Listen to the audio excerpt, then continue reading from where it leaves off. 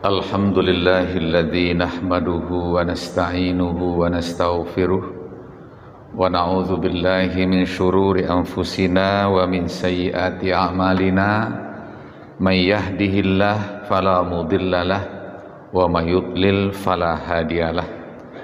Asyhadu an la ilaha illallah wahdahu la syarikalah iyyahu na'budu wa iyyahu nasta'in. Asyhadu anna Muhammadan abduhu wa rasuluh la nabiyya ba'dah al-mab'utsu fina rahmatan lil alamin.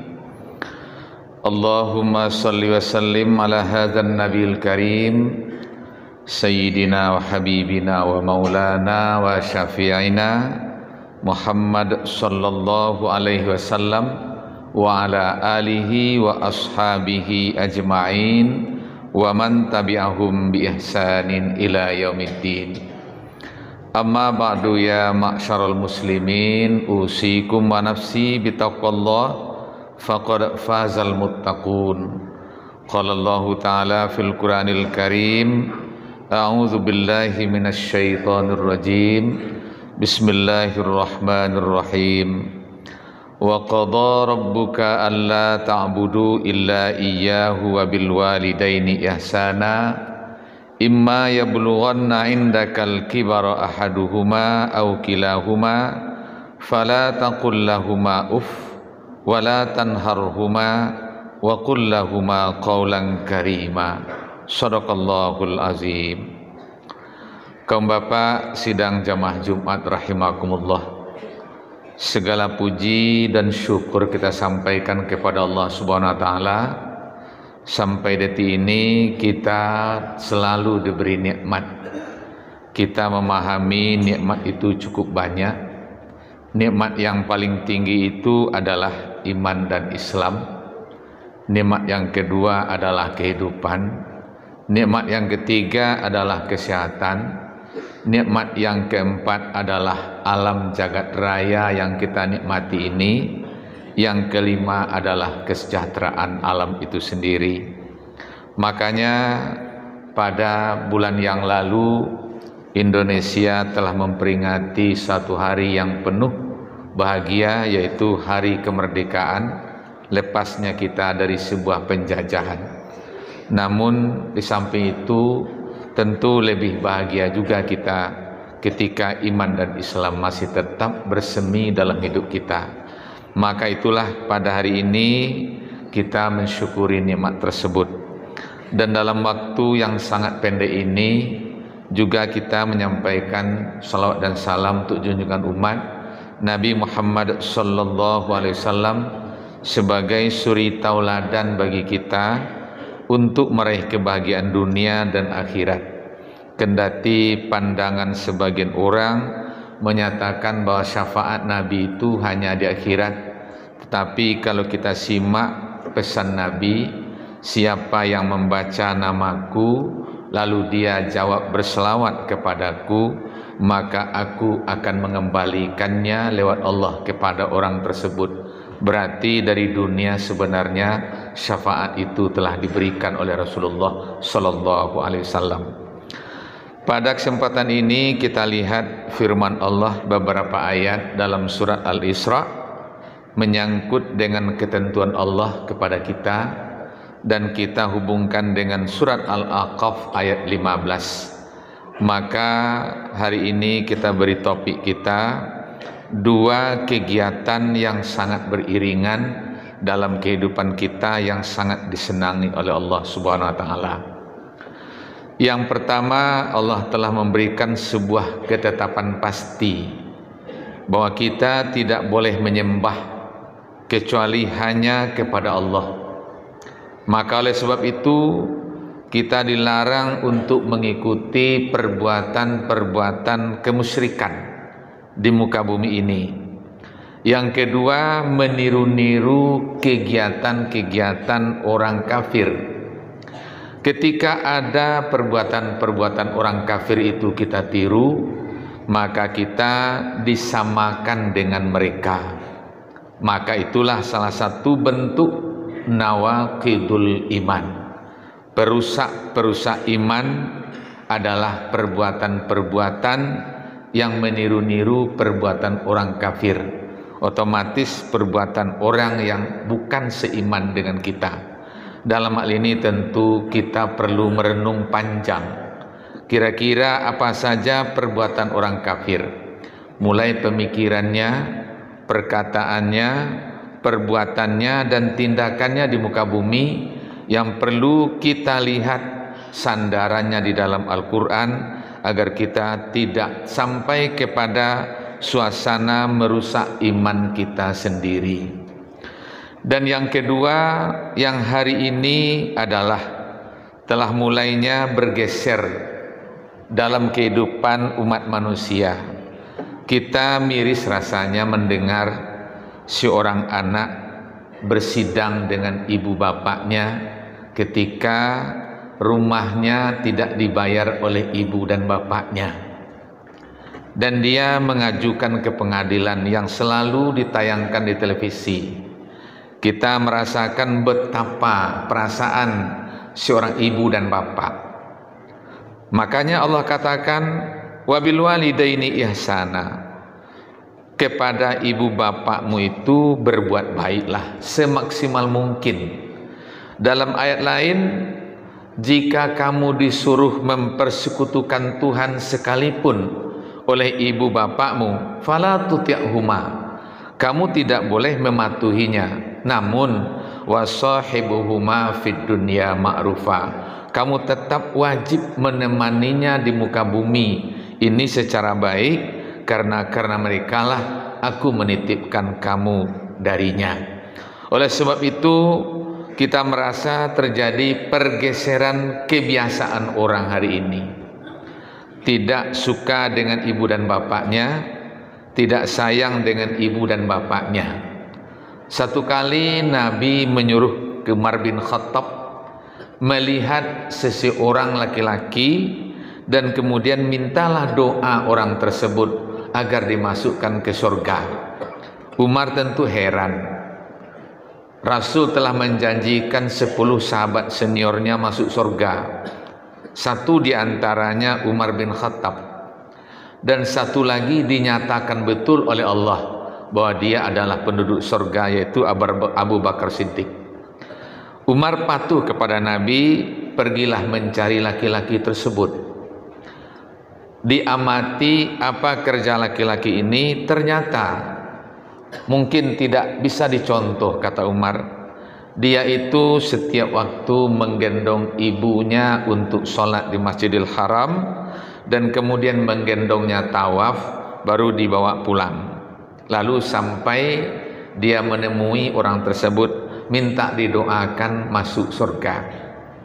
Padahal Nabi telah menyatakan jaminan untuk Umar. Begitu hebatnya seorang laki-laki itu patuh kepada ibunya. Maka jawaban berikutnya, setiap hari pun digendong, ibu itu tawaf di Ka'bah. Namun setetes air susu ibu atau seteguk air susu ibu belum akan terbalas. Kalau kita bandingkan perasaan yang seperti itu, tentu sekian lama ibu menyusukan kita, tentu dunia ini tidak bisa pembalasnya.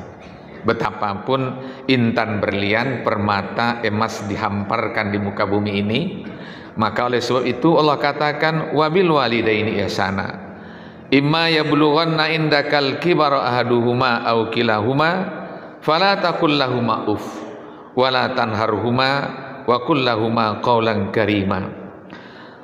Andai kata salah seorang atau keduanya menanjak usia tua, kamu tidak boleh berkata kepadanya, atau kata-kata yang menyakiti hatinya, apalagi menghardiknya. Namun kamu katakanlah perkataan yang mulia, yang menyenangkan jiwa raga ibu bapakmu. Kita dengar kisah Alqamah. Ketika Alqamah disampaikan kepada Nabi sedang menghadapi sakratul maut, tapi Alqamah tidak mau membaca kalimat dua syahadat, tidak mau membaca la ilaha illallah. Rusuhnya sahabat tidak kepalang tanggung, karena Alqamah adalah anak yang taat beribadah. dan dikenal patuh kepada si orang ibu. Disampaikan berita ini kepada Rasulullah.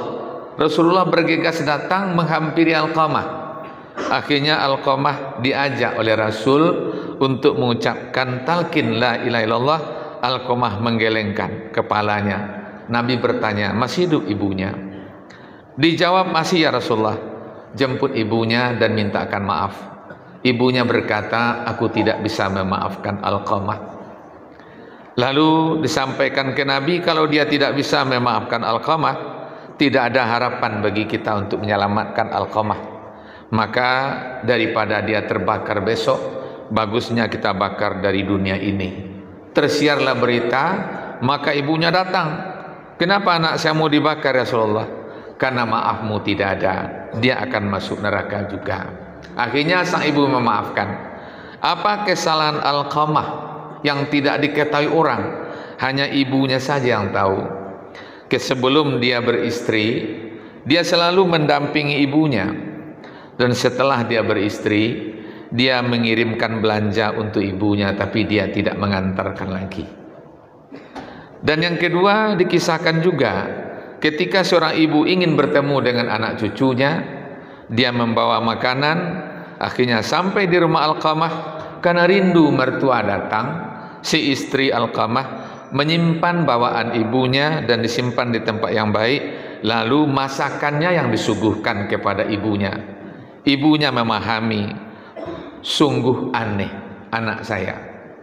Hari ini jangankan dia, istri dan anaknya tidak mau memakan masakan saya. Alqamah, ibu pamit. Akhirnya dikejar, ibu tidak mau kembali. Itu kisah yang ada. Makanya dikatakan Nabi bahwa sang ibu adalah kasih sayangnya pembuka pintu surga bila anaknya taat, dan kemarahan dan kemurkaan batinnya menutup pintu surga kendati dia taat. Kaum muslimin sidang jamaah Jumat rahimakumullah, tentu sangat menyedihkan kalau seandainya di masa-masa modern, ilmu yang telah menjulang tinggi, Al-Quran telah tertulis dengan makna dan barisnya, serta tafsir yang sudah ada, manusia beriman menjauhi kandungan Al-Quran, terutama sikap kepada si orang ibu bapaknya. Maka contoh yang paling dekat bagi kita ada, kalau bapak-bapak dan saudara pergi ke sebuah panti orang tua di tanah datar, bertanyalah di situ ada yang terjadi apa pada dirinya. Sangat menyedihkan juga sebahagiannya. Kita merasakan jauh sekali sayang anak kepada orang tua. Wajar pepatah Minangkabau menyatakan, sayang orang tua kepada anak sepanjang jalan, sayang anak hanya sepanjang penggalahan. Ini perlu kita renung, karena kita punya orang tua. Oleh sebab itu kata Allah, di samping kita merendahkan diri di hadapan orang tua, kita juga berhak menghinakan diri kita di hadapan orang tua dan mengatakan, ya Allah sayangi keduanya seperti beliau menyayangi aku di kala kecil. Dilanjutkan di dalam surat Al-Ahqaf ayat 15. Kata Allah di situ, kami wasiatkan kepada manusia agar dia berbuat baik kepada ibu bapaknya. Ibunya terutama telah hamil, mengandungnya dengan susah payah, melahirkan meregang nyawa. Kata orang Minang, ibarat membuang atau mentahikan mata pahat, dan memisahkannya sampai usia 30 bulan. Ketika dia telah mencapai usia 40 tahun, apa yang layak dikatakannya? Allah katakan dalam Al-Quran ini, Rabbi auzi'ni an ashkura ni'mataka allati an'amta alayya wa ala walidayya.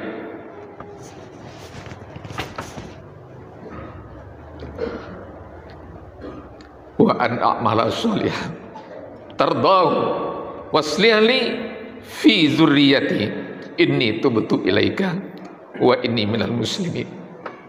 Ketika Anda telah mencapai usia 40 tahun, kata Allah, yang layak kamu ucapkan adalah, ya Rabb, tunjuki aku untuk pandai berterima kasih atas segala nikmat-Mu yang telah Engkau berikan kepadaku, dan tunjuki juga aku agar pandai berterima kasih kepada ibu dan bapak, agar mengalir jiwa seperti itu kepada anak cucuku, dan jadikanlah aku ini orang yang tobat kepadamu dan orang-orang yang masuk di dalam kelompok berserah diri kepadamu. Inilah pesan Allah kepada kita. Kita diajar dalam hidup ini. Makanya wajar saja hadis Nabi selalu diceramahkan oleh orang. Ridallah fi ridal walidain, sukhtullah fi sukhtil walidain. Hadis itu hampir setiap bulan kita mendengar. Allah meredai seorang anak bila ibu dan bapaknya juga reda. Allah murka kepada seorang anak bila ibu dan bapaknya juga murka kepada seorang anak. Oleh sebab itu, apa usaha kita? Ketika ibu bapak kita masih hidup, tentu kita berkunjung dan memberi biaya hidup yang membuat dia bahagia. Bukan kita menjadikan dia sebagai babu dan pembantu. Dan yang kedua, ketika beliau telah tiada, maka wajar kita berkirim doa, membacakan ayat Al-Quran, berinfak dan bersedekah untuk beliau, mengirimkan hadiah. Satu waktu seorang anak datang ke Nabi, "Ya Rasulullah, ibuku berencana naik haji, tapi uangnya belum sampai, usianya sudah habis. Apakah aku hajikan beliau ya Rasulullah?" Beliau tidak menyuruh. Kata Rasul, "Ibumu telah membuat hutang kepada Allah." Karena dia sudah lantunkan, "Aku berniat pergi haji ya Allah," dan kemudian dia tabung uangnya. Kalau kamu hari ini punya uang, bayarlah hutang ibumu itu. Ad-dainu ilallah ahaqqu min dainin nas.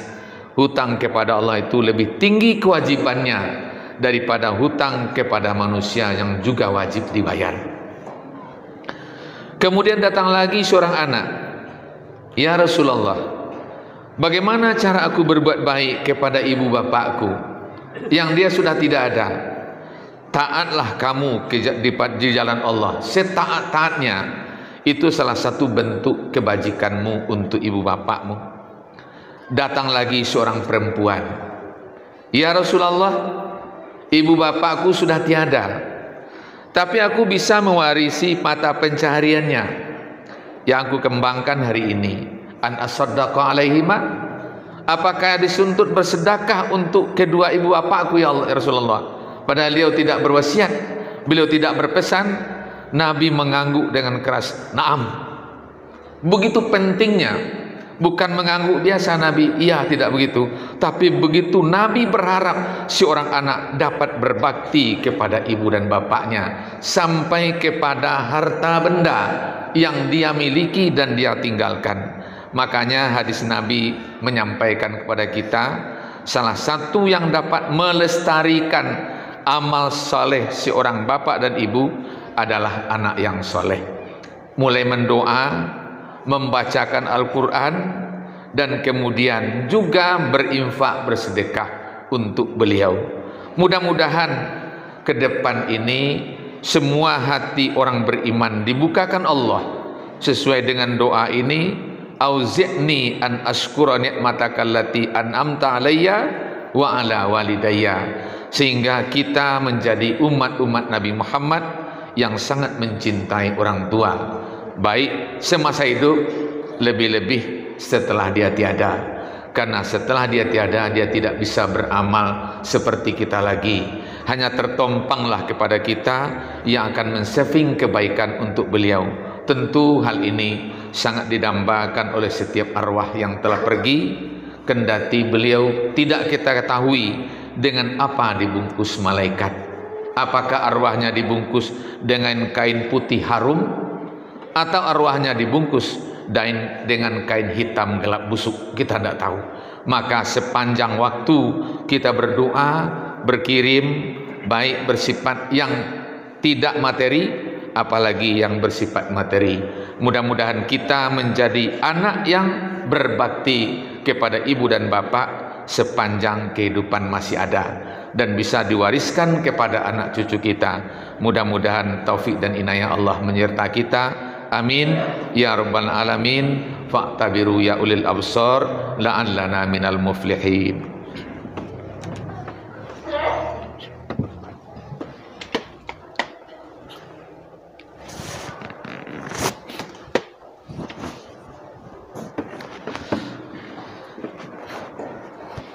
Alhamdulillahirabbil alamin.